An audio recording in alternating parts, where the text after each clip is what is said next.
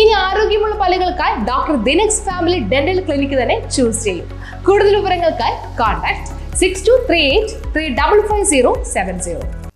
കണ്ണമാലി ശ്രീ ഭദ്രകാളി ക്ഷേത്രത്തിലെ താലപ്പൊലോത്സവം സമാപിച്ചു.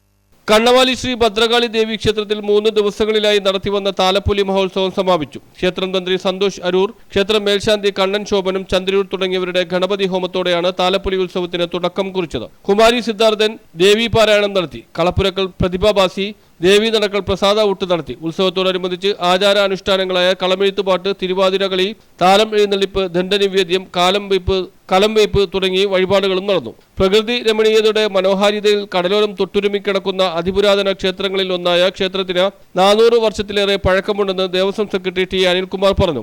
കണ്ണമാലി ശ്രീ ഭദ്രകാളി ദേവീക്ഷേത്രം ചെല്ലാനം ഗ്രാമപഞ്ചായത്തിലെ അതിപുരാതന ക്ഷേത്രങ്ങളിൽ ഒന്നാണ്.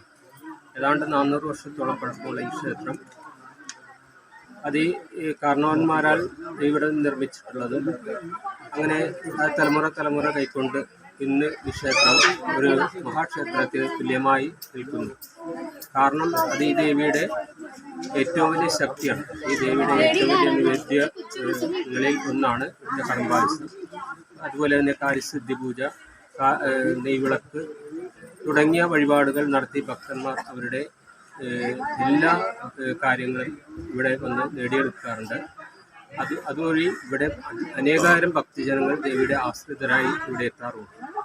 കാരണവന്മാരുടെ ഉപാസന മൂർത്തികളായിരുന്ന ക്ഷേത്രമാണ് ഭദ്രകാളി ദേവീക്ഷേത്രമായി ഇന്നത്തെ നിലയിലേക്ക് ഉയർന്നു വന്നതെന്നും അദ്ദേഹം പറഞ്ഞു.